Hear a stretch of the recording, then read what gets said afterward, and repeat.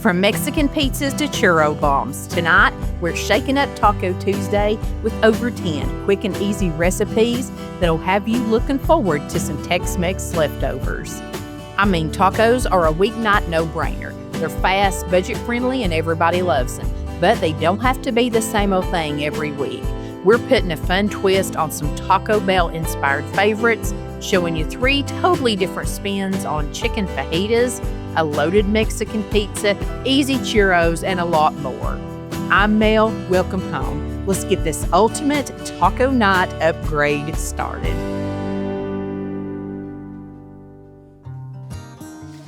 We can't start a Tex-Mex video without taco meat. I'm going to show you how I make mine. I've got 2 pounds of ground beef that I've thoroughly cooked through, and I'm going to use 2 envelopes of taco seasoning. This is Kroger brand, and I'm totally satisfied with this. I have no desire to make my own. I'm happy with Kroger. I also like Aldi's taco seasoning, but if you want to make your own, you can definitely do that. One thing that I do that's a little bit different, instead of adding water, I add an 8-ounce can of tomato sauce for every pound of meat. This gives your taco meat a little bit of a juicier texture, for lack of a better word. It gives it a richness, and it's just yummy. Just try it one time and see what you think. Of course, I did get any excess grease out of my meat before I started stirring all of this in. And I'm just going to let it sit here and simmer like you do taco meat. And this video came about because Bridget asked if I had ever made Taco Bell Mexican pizzas. I have, but man, it's been a long time. And I was like, we're going to do it. We are doing it. So that's what we're going to start with tonight. While my taco meat is over here simmering, I'm taking 8 flour tortillas, and mine are the fajita size, but you could definitely use the soft taco size. It's a little bit bigger. I've got a little bit of oil in the skillet, and I'm frying these about 3 or 4 minutes. You want to get them nice and crispy. And then I'm going to lay them over here on a paper towel to drain off. And if you don't want to fry in oil, you could definitely just butter each side of your little tortilla. That's hard to say. Just fry it up in a skillet just like that. But I'm going to be needing the skillet with a little bit more oil to fry something in just a little bit. So I'm doing them in oil. And these little flour tortillas, they're bad to puff up on you, but you can just stab them with your knife or with your tongs to kind of push the air out of them.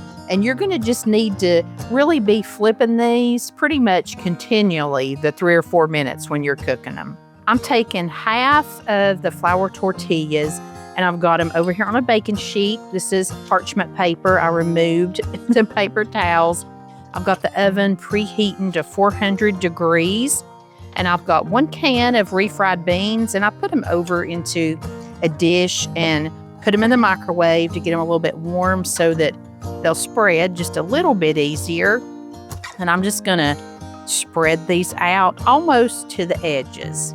Now, I made 2 pounds of taco meat. I'm just going to kind of half that up because about 1 pound of taco meat should make 4 of these Mexican pizzas. And I'm going to put about 1/4 pound on each of these little tortillas right on top of our refried beans and spread it out. See how pretty and rich that taco meat looks when you use the tomato sauce in it?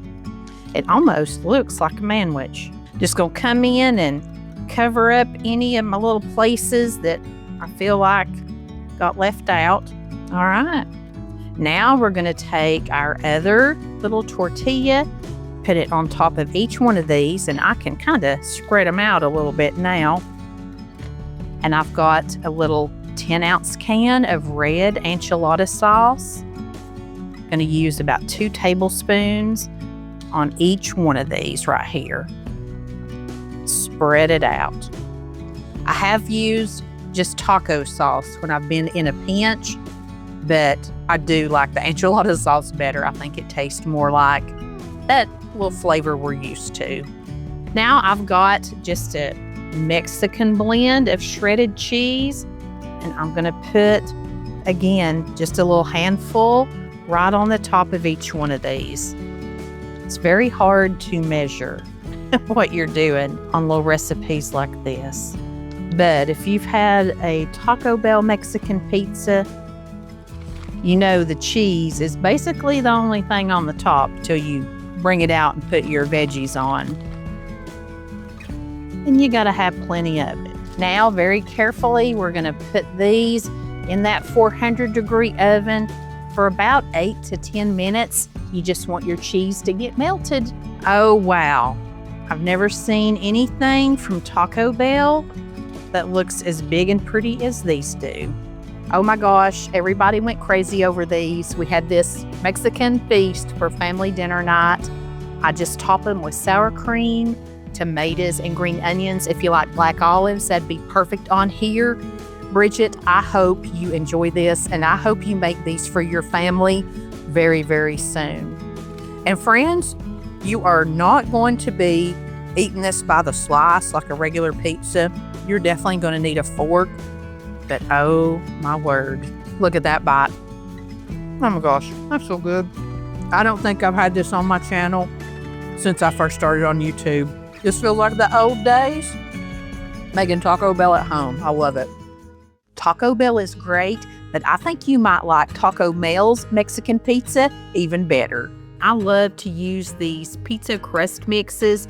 They're so easy and so cheap. You just mix it with a half a cup of hot water till it's just combined. Then put a little oil over your dough and set it aside for maybe 5 minutes. I worked on my taco meat while this was sitting there, and I used the little trick I showed you earlier where you use the tomato sauce. Now we're gonna spread our dough out on our greased pizza pan. Just work it out till you get it to the edges, poke it with a fork, and we're gonna par-bake it for 5 minutes at 475 degrees. Now for the fun part, we're gonna build our pizza. I started with a base of refried beans, then I added my taco meat on there. You wanna be sure and get as close to the edge as you can. I like to bring some taco sauce and drizzle it over the top and then kind of smush it down in there. And I had about 3 different bags of cheese that I just wanted to use up, so I put them all on here. Then we're gonna bake it about 10 more minutes, and it is perfectly done. It's ready to decorate. I like to do it up just like I would a taco with tons of crunchy iceberg lettuce. I like to use some fresh salsa or tomatoes on top of mine, and I put a big old dollop of sour cream in the middle. I cut mine up with a pizza cutter and I serve it by the slice. This is one of those recipes that I take this inspiration and I use this all the time. Sometimes with leftover pulled pork barbecue. I've done a sloppy Joe pizza. We've done a hamburger pizza with pickles and mustard. Let your mind go crazy. Put whatever you like on this. And this is tons of fun for the whole family to get involved in making. Another one of our most favorite things from Taco Bell is the Crunchwrap Supreme. And we can make these so easily at home. Start with a burrito size flour tortilla. Then I'm making about a taco size ring, a taco tortilla ring of just some nacho cheese. Then on top of that, we're gonna spread out some taco meat. Then on top of that, we're gonna place a tostada. I like this little box of tostada shells. I don't have too many leftovers that way. But if you don't have tostadas, you could always just use a taco shell and break it in half. You could even use Doritos, anything crunchy you want to put in here. But you do need to be able to spread some sour cream, or you could pop it onto here. I like to spread it on here though and get it all spread out. Then a little taco sauce, or I'm using the enchilada sauce because I had it open. Then my favorite part are the veggies. Gonna fill it full of shredded lettuce and some diced tomatoes. That is the best part. It makes it so tasty. Then we're just gonna put a little bit more shredded cheese to kind of seal it up. Then I've got a skillet right here. Gonna melt a little bit of butter in there. And then I'm gonna take just a regular little fajita size flour tortilla and put on top. And the only way that I can tell you how to wrap these things is just to go around the side of it and pinch your sides up and hold it with one hand the best that you can. And it will make a little flying saucer. Then very carefully, we're going to put this seam side down in our skillet and push it in there. And we're going to fry this up on each side till it's nice and golden brown. I think the Crunchwrap Supreme is my all-time favorite Taco Bell food at home. And friends, I'm telling you, there ain't none of this that's not messy to eat. But oh my goodness, it is so good.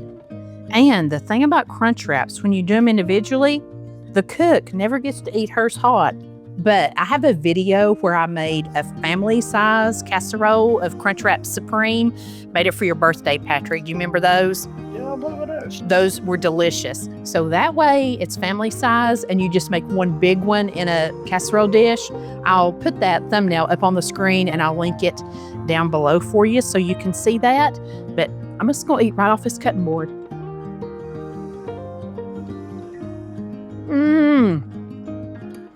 So messy, but so good. Another little item I wanted to show you that I find at Walmart now are these soft and fluffy chalupa breads. Shortly after I got the comment about the Mexican pizzas, my daughter brought home a chalupa from Taco Bell, and I had never had it. And this is like a soft fry bread, and you just stuff it with the same old stuff that you put in everything from Taco Bell. But I love these, and Walmart's the only place that I can find them. One more thing before I go eat.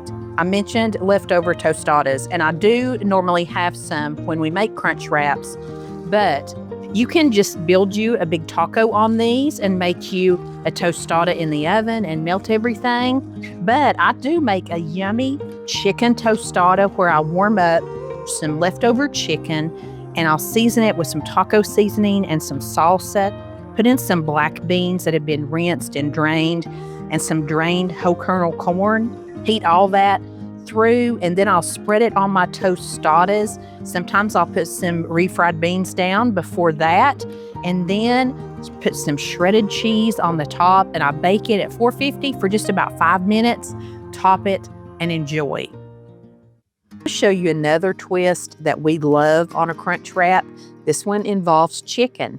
I love to keep these Tyson frozen grilled chicken strips in my freezer. They heat up very quickly in a skillet on top of the stove. Now you can just use a little water, but I like to heat mine up in a little bit of oil and butter. Just put a lid on it. They're already cooked. You're just letting them thaw out and come up to a warm temperature. Now these are unseasoned, so I season them up with a little salt and pepper and some paprika. You could definitely use taco seasonings if you wanted to, but I have a little something else in mind for this one. Once they get thawed, I do like to kind of chunk them up into a little bit smaller pieces. I'm going to put mine over into a bowl, and I'm going to toss mine in some of this Buffalo Wild Wings Parm garlic sauce. Everybody here at the house loves this. Just use as much as you see fit. And there are so many flavors of sauces by so many brands. You can really get creative with this. Do whatever you like. Then I'm going to assemble this just like a regular crunch wrap. And I'm going to use some shredded mozzarella cheese in place of where I would usually have a nacho cheese. I'm going to put my chicken down, then my tostada. Of course, you could use Doritos, like I mentioned when we made the other crunch wraps. Then a little bit of sour cream spread out there, lettuce, tomato, anything that you want to add here. Then put you another small flour tortilla, fold it up just like a regular crunch wrap, and fry them up in some butter. These are so very delicious and so many varieties that you could make of these. I think this one looks like I might have went a little bit skimpy on it. Be sure and fill them full. But we love the Parmesan garlic sauce. Like I said, this is just another way to make things a little bit different for Taco Tuesday. Now let's move on to my favorite chicken tacos. Very low ingredient, dump and go crockpot recipe. I've got about 2 pounds of chicken breast in my crockpot. I'm adding 1 envelope of taco seasoning, putting in a 4-ounce can of diced green chilies, not draining them or anything like that. I'm also going to put in 1 can of Rotel diced tomatoes with green chili. I just have recently found this lime and cilantro, and it is very, very good. But you can use just plain Rotel. I'm also not draining any of that. And what we love about a good old dump and go meal is you dump it in, put the lid on, and go. I'm cooking mine on high for about 4 to 6 hours. Then we'll come back and add 1 more ingredient. This day, I was actually going to Costco, and I was actually gone about 8 hours this day. So when I got home, my chicken was good and done. I just took my little meat masher and mixed it all up and shredded it right inside of the crock pot there. I did turn it down to low at this point. It shreds up nice and easy right down in the crock pot. The extra juices kept it nice and moist, and it smells so good. Now I'm taking 1 jar of queso. You can use whatever your favorite brand is, putting in about a cup or about half of this jar of queso. I am just going to stir this in, get it all incorporated and mixed together really well, and put the lid back on it and just let it sit there and kind of get all the flavors together while I am chopping up some toppings for my tacos. I wanted to try something new this night, so I heated a skillet up on top of the stove about a medium heat and put down a light layer of some Monterey Jack cheese.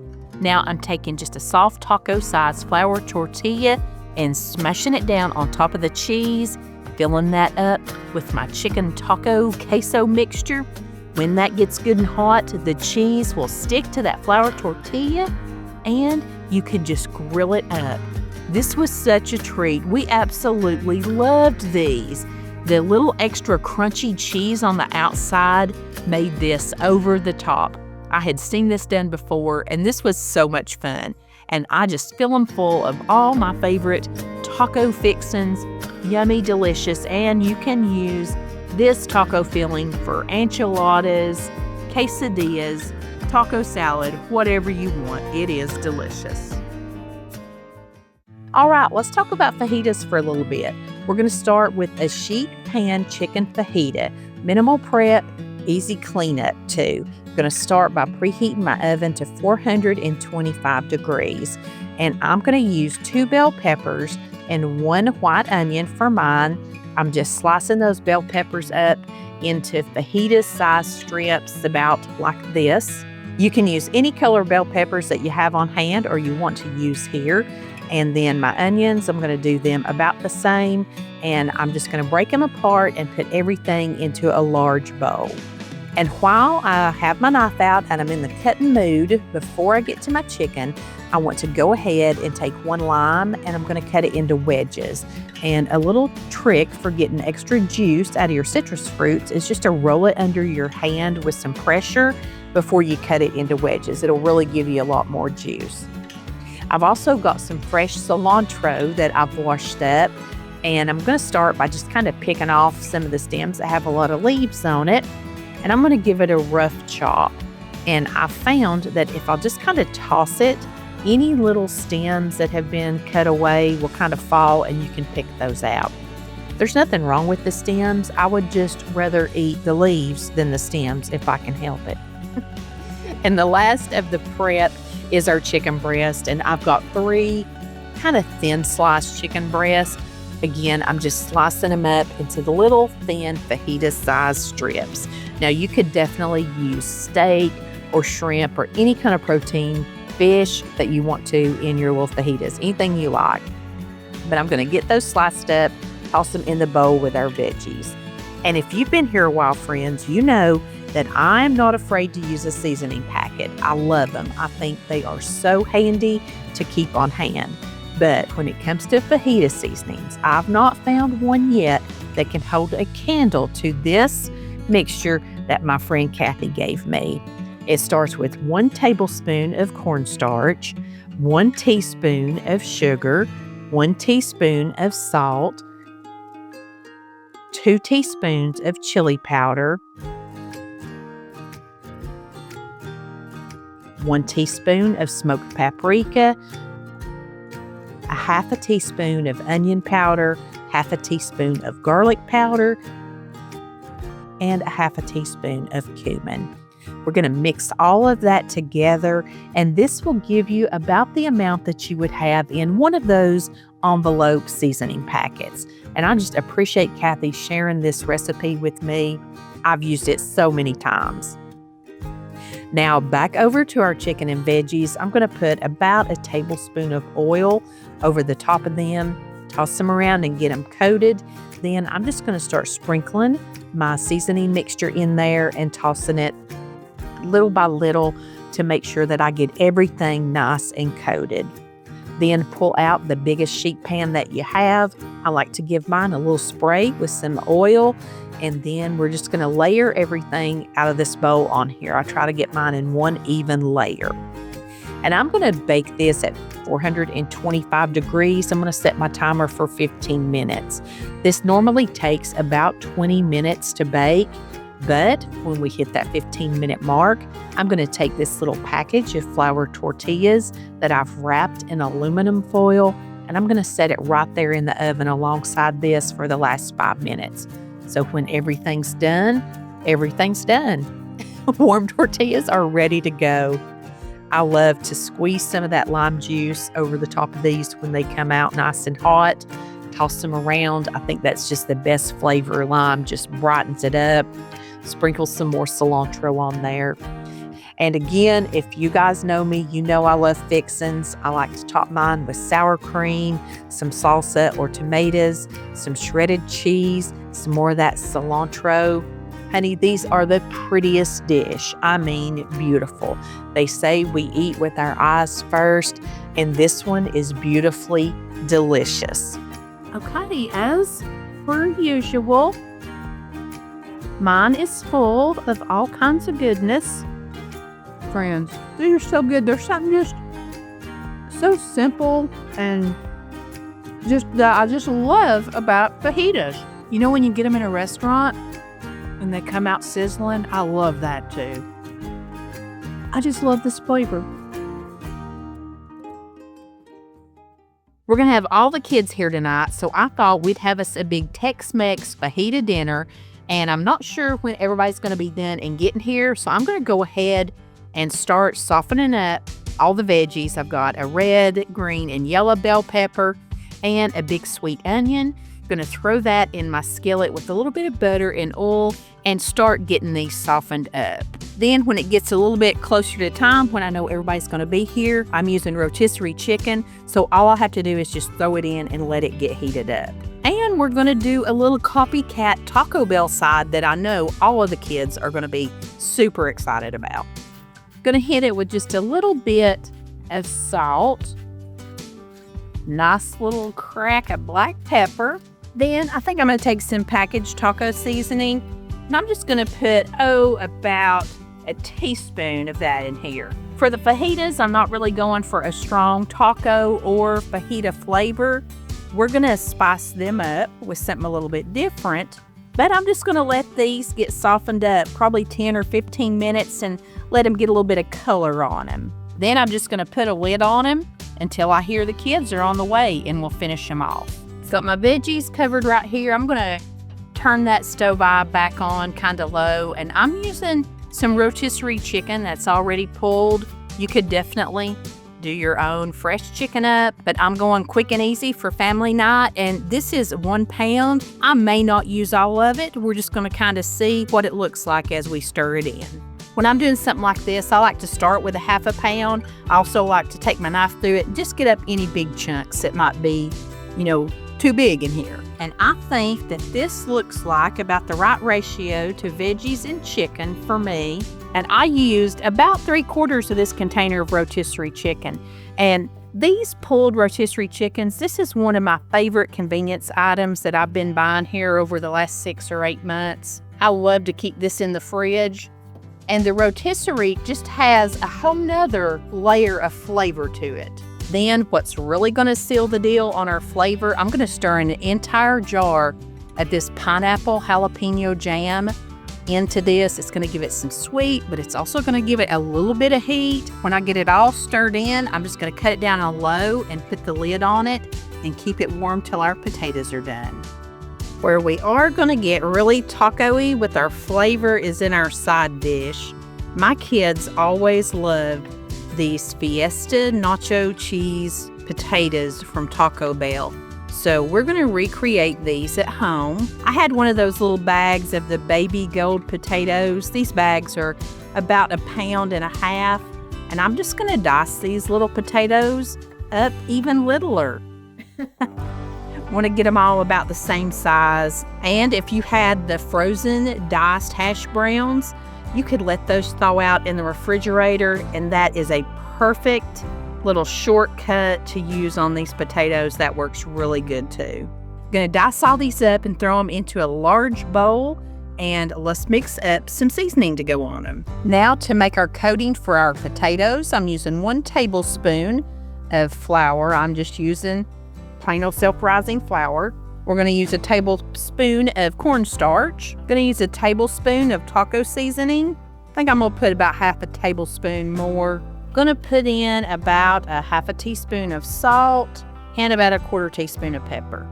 Let's get all this mixed up and combined. So really good size bowl of potatoes. I'm going to throw in, maybe 2 or 3 tablespoons of oil here.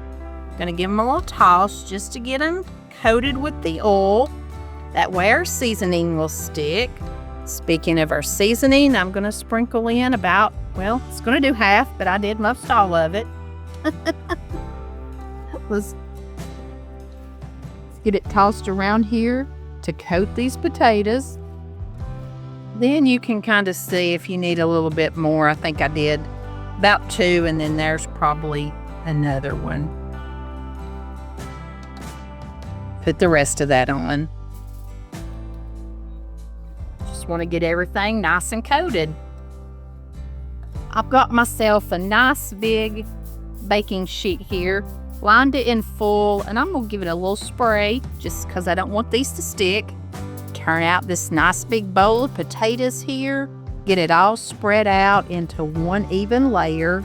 We've got plenty of room on this pan right here, so they won't be too crowded.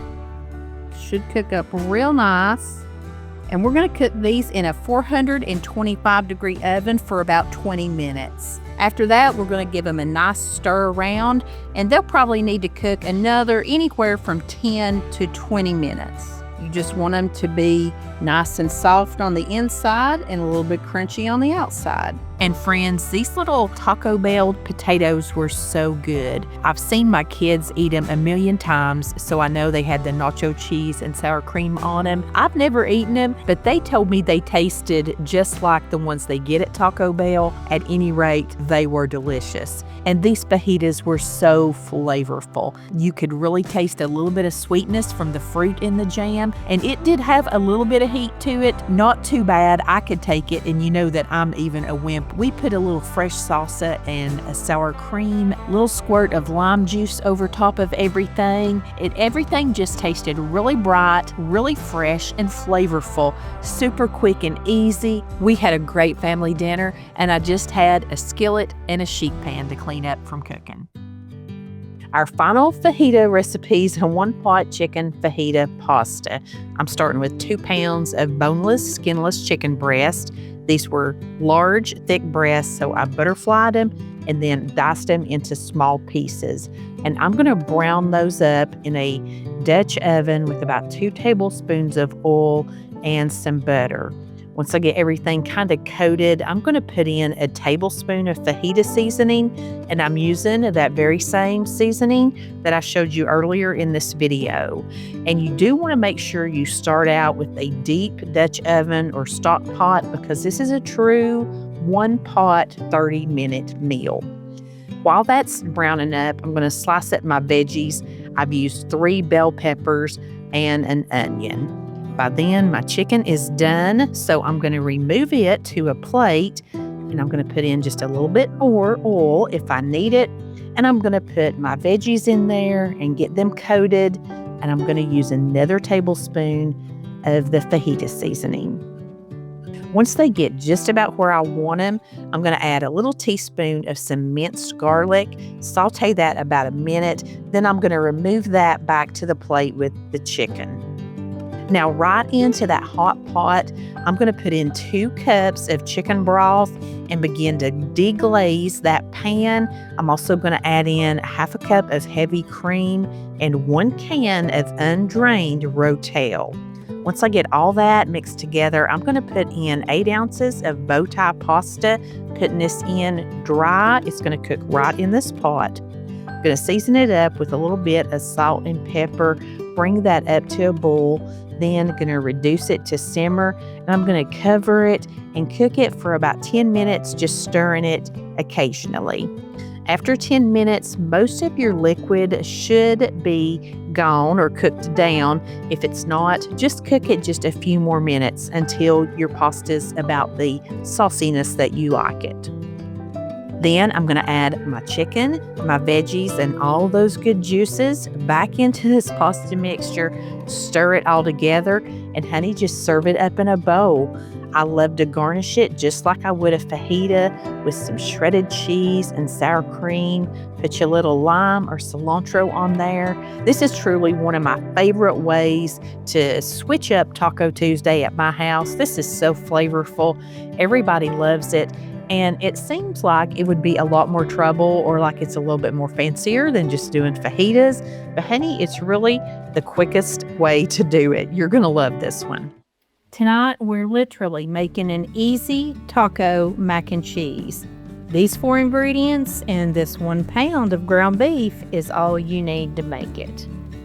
While my hamburger meat's browning up, I'm going to prepare 2 boxes of shells and cheese, and I'm just going to cook these up and go ahead and stir in that cheese sauce that came with it, just like the instructions on the box say. While everything's cooking up, I'm just going to go ahead and cut up some lettuce for a salad. Broccoli would also be great with this. I thought about doing just some steamed broccoli because the kids are going to be here tonight for dinner and they'll help me eat that. But I just decided a salad would be good. This is almost cooked all the way through, so I'm just going to take a paper towel and get up most of this excess grease. Now that the ground beef is thoroughly cooked, have my extra grease drained off of it, I'm going to put in 1 can of Rotel. This is diced tomatoes with green chilies. I did not drain the juice off that, and of course, use any brand you have. I use store brand all the time. I'm also going to put in a 1/4 cup of water, and I'm going to sprinkle in 1 of these taco seasoning packets. We're just going to get all this incorporated and let it simmer about 5 minutes. This is coming together so quick and it will feed a lot. So this is great for our little family dinner night. Now that my kids are grown and, Ryan's here, it's so great to have everybody that because they're grown, they have their own lives now. And they work, they go to school, they do all the things. So it's nice to take a night out of the week where we can get together and have dinner together and just catch up. And I'm just so glad that they'll come. If you guys don't follow me on Instagram, you find me there, same as here in the kitchen with Momma Mail. I have a good time there. I post a lot in stories, just every day, behind the scenes, little things. But something that I do pretty much every Sunday is I'll post a picture of a Sunday dinner plate from my mom's house, and I hashtag it Sunday Dinner at Granny's. And I save them all down there to the highlights in my stories. People love to see that Sunday dinner plate from my mom's. And that's something that she's done ever since we've been grown, is she's had Sunday dinner after church for us, me, my husband, kids, my brother and his wife and kids. And we all get together and it's good home cooking. It don't have to be fancy. Every now and again, we'll do hamburgers or she'll throw breakfast together, order pizza even sometimes. But it's just being together and, I just appreciate that because even though I'm 50 years old now, I still want to go back to my mom's for dinner. And even though all my family lives right here basically in the same town, we're grown-ups and we're busy. And And, you know, I would not get to see my brother and his wife and my nephew if Mom didn't have a big dinner for us every Sunday, because everybody's busy. So a lot of folks have asked, you know, what does your mom make and how does she get that done? Because my mom, she teaches Sunday school, kids, bless her heart, and she also works in children's church, and she has this dinner. So if you would like to hear a little bit about that, let me know, and I'll get my mom on here.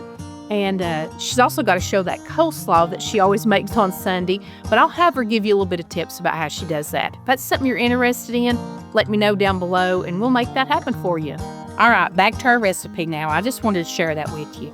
I'm going to try this shells and cheese because I've never had this kind from Aldi.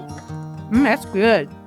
Every bit as good as Velveeta. Love it. Okie doke. I've got this turned down on really low heat now. And now, here comes the muscle part. I'm going to take those 2 boxes of macaroni and cheese, pour it in this skillet. Come on now.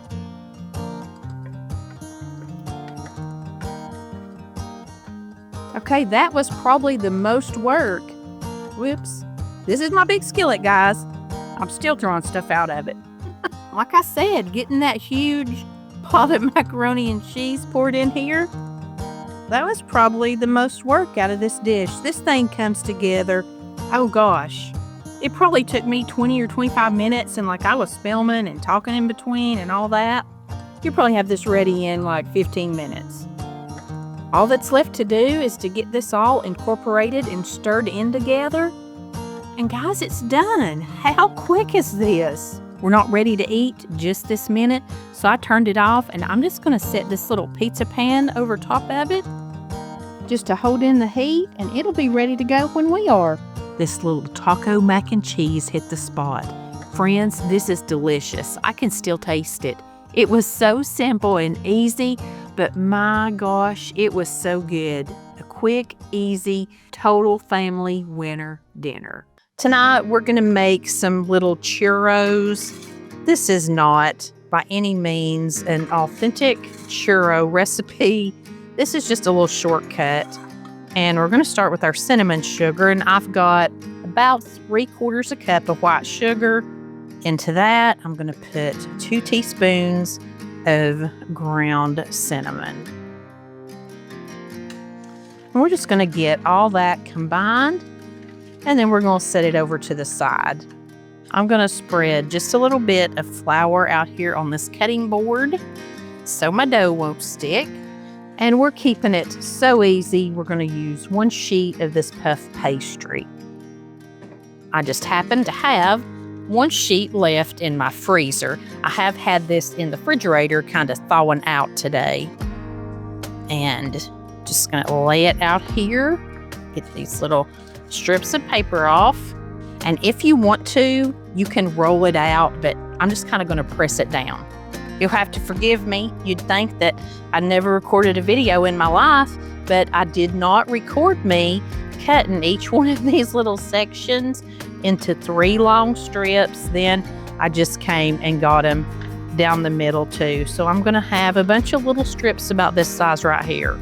And now we're going to drop these little pieces of puff pastry into oil. This is about 1.5 inches deep, and I have this oil heated to 400 degrees. And you're going to fry these up. It's not going to take but just a minute, and you're going to have to flip them often because they are going to puff up here and take about, like I said, just a couple minutes. You want to get them brown on each side. And I'm using just good old vegetable oil. This is almost 400 degrees. I couldn't hardly wait. I'm impatient with it.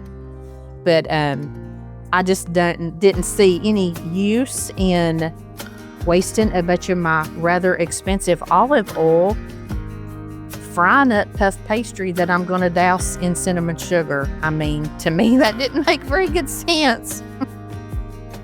Then we're just going to set them right over here on some paper towels and let this oil drain off of them and let them cool just a little bit. Then we'll just proceed frying these up in batches of about 4 little strips. It's sort of smelling like a funnel cake in here. As they cool, we're just gonna dump them over here in our cinnamon and sugar and set them off on another plate. I mean, these don't get any quicker and any easier, friends. Look how pretty and brown, cinnamon and sugary they are. Let's just give one a little taste, friends. Oh my gosh. One time I made these and we had some dark chocolate sauce that we dipped them in. Oh my gosh, it was delicious. You're gonna love them. I mean, if you like air, cinnamon, and sugar, basically that's what you've got here. They're delicious. So easy. If you like tonight's video, I'd love it if you give it a big old thumbs up for me. If you want some more quick and easy dinner recipes, click into this video right here next. And I thank you so much, friends, for choosing to spend some of your time here with me. I don't ever take that choice for granted. I'll see you in the next one. Till then, I send you love from my kitchen.